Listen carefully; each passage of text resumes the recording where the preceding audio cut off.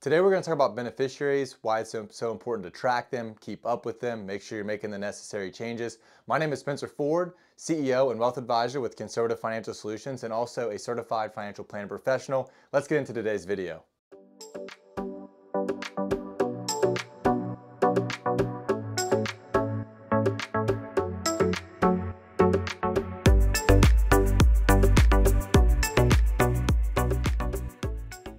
All right, so we're going to talk about beneficiaries. I see mistakes with beneficiaries all the time with families, and it's something that we track very closely for the families that we serve. We just are always paying attention to them, always going over them with families during strategy visits, always encouraging families to be thinking about their beneficiaries if there's any changes that need to be made, because mistakes can happen and a lot of times those mistakes can be pretty catastrophic. We're actually going to go over one of those examples right now. So there was a case back in 2012. This was actually a private letter ruling with the IRS, and it was the Herring versus Campbell case. And this is just one of many examples.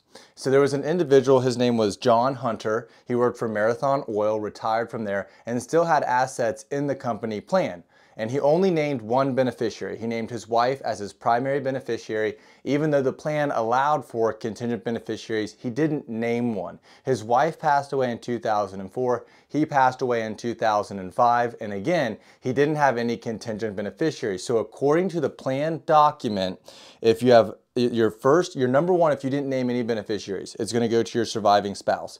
Number two, it's going to go to surviving children. 3, surviving parents. 4, brothers and sisters. And then number 5, the estate.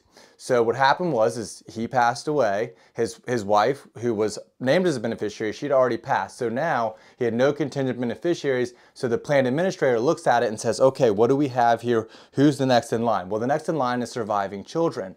Well, John had 2 stepchildren, but no biological children. So the plan administrator, they weren't adopted or anything of that nature. The plan administrator says, well, John doesn't have any biological children, so it's not going to the stepchildren.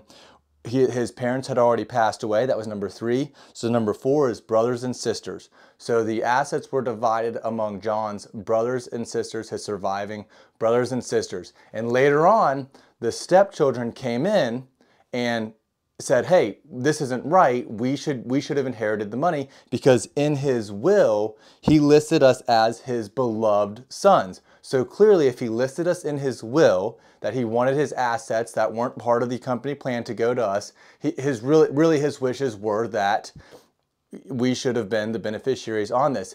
And you can look at the court case, you can read it for yourself.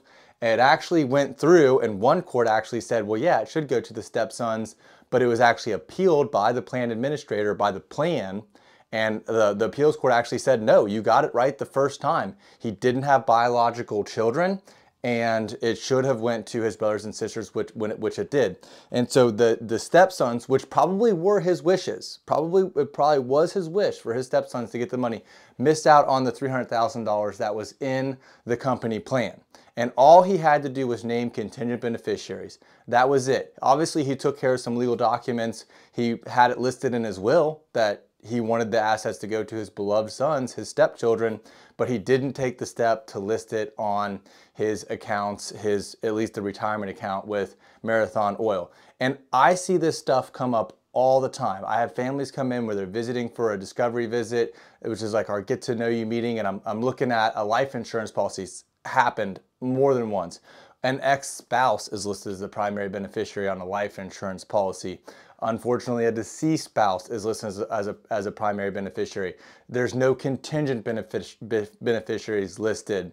They have an account where they have children listed, but they had subsequent children that aren't listed on the account. I mean, you name it, it's happened. People pass away. People get married and change last names. People get divorced and change last names. People move and they have different addresses. They change phone numbers. These are all things that you want to keep up to date on your beneficiary list. And like I mentioned, for the families that we serve, we watch this like a hawk. We're constantly going over their beneficiaries with them on the accounts that they have with us. But you have a lot of accounts and you might not have all of your accounts in one place. And don't think that just because you named beneficiaries in your will that applies to all your accounts, because it does not. In the case of John Turner right here, or John Hunter, his accounts, his will had something listed, but that did not apply to his retirement accounts. So just because you have something listed in your will doesn't mean it applies to your retirement accounts. You need to be paying attention to your beneficiary designation. So if you haven't looked at it in a while, I would encourage you to take a look. My name is Spencer Ford. This has kind of been a PSA for you, a public service announcement. We'll see you in the next one. If you haven't subscribed to our channel, please do so. Helps us out a lot, and it'll let you know when the next video comes out. Thanks so much.